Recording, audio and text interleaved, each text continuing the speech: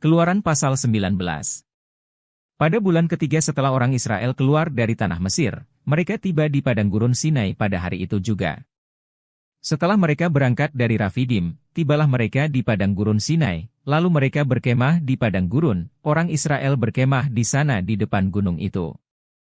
Lalu naiklah Musa menghadap Allah, dan Tuhan berseru dari gunung itu kepadanya, "Beginilah kau katakan kepada keturunan Yakub dan kau beritakan kepada orang Israel. Kamu sendiri telah melihat apa yang kulakukan kepada orang Mesir, dan bagaimana aku telah mendukung kamu di atas sayap Raja Wali dan membawa kamu kepadaku. Jadi sekarang, jika kamu sungguh-sungguh mendengarkan firman-Ku dan berpegang pada perjanjian-Ku, maka kamu akan menjadi harta kesayangan-Ku sendiri dari antara segala bangsa, sebab Akulah yang empunya seluruh bumi. Kamu akan menjadi bagiku kerajaan imam dan bangsa yang kudus. Inilah semuanya firman yang harus kau katakan kepada orang Israel." Lalu datanglah Musa dan memanggil para tua-tua bangsa itu dan membawa ke depan mereka segala firman yang diperintahkan Tuhan kepadanya. Seluruh bangsa itu menjawab bersama-sama, "Segala yang difirmankan Tuhan akan kami lakukan." Lalu Musa pun menyampaikan jawab bangsa itu kepada Tuhan.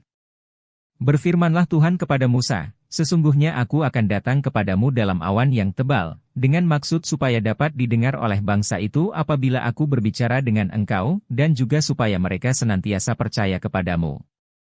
Lalu Musa memberitahukan perkataan bangsa itu kepada Tuhan. Berfirmanlah Tuhan kepada Musa, "Pergilah kepada bangsa itu, suruhlah mereka menguduskan diri pada hari ini dan besok, dan mereka harus mencuci pakaiannya. Menjelang hari ketiga mereka harus bersiap, sebab pada hari ketiga Tuhan akan turun di depan mata seluruh bangsa itu di Gunung Sinai. Sebab itu haruslah engkau memasang batas bagi bangsa itu berkeliling sambil berkata, 'Jagalah baik-baik, jangan kamu mendaki gunung itu atau kena kepada kakinya, sebab siapapun yang kena kepada gunung itu, pastilah ia dihukum mati. Tangan seorang pun tidak boleh merabanya, sebab pastilah ia dilempari dengan batu atau dipanahi sampai mati, baik binatang baik manusia, ia tidak akan dibiarkan hidup. Hanya apabila sangkakala berbunyi panjang, barulah mereka boleh mendaki gunung itu.' Lalu turunlah Musa dari gunung mendapatkan bangsa itu, disuruhnyalah bangsa itu menguduskan diri dan mereka pun mencuci pakaiannya. Maka kata Musa kepada bangsa itu, 'Bersiaplah menjelang hari yang ketiga, dan janganlah kamu bersetubuh dengan perempuan.'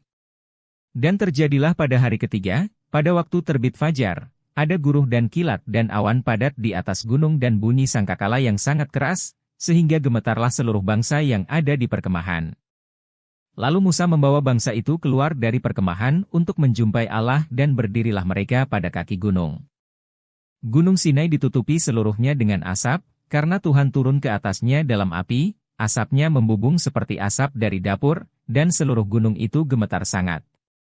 Bunyi sangkakala kian lama kian keras. Berbicaralah Musa, lalu Allah menjawabnya dalam guruh. Lalu turunlah Tuhan ke atas gunung Sinai, ke atas puncak gunung itu, maka Tuhan memanggil Musa ke puncak gunung itu, dan naiklah Musa ke atas. Kemudian Tuhan berfirman kepada Musa, "Turunlah, peringatkanlah kepada bangsa itu, supaya mereka jangan menembus mendapatkan Tuhan hendak melihat-lihat, sebab tentulah banyak dari mereka akan binasa. Juga para imam yang datang mendekat kepada Tuhan haruslah menguduskan dirinya, supaya Tuhan jangan melanda mereka." Lalu berkatalah Musa kepada Tuhan, "Tidak akan mungkin bangsa itu mendaki gunung Sinai ini, sebab engkau sendiri telah memperingatkan kepada kami, demikian, pasanglah batas sekeliling gunung itu dan nyatakanlah itu kudus." Lalu Tuhan berfirman kepadanya, "Pergilah, turunlah, kemudian naiklah pula, engkau beserta Harun, tetapi para imam dan rakyat tidak boleh menembus untuk mendaki menghadap Tuhan, supaya mereka jangan dilandanya."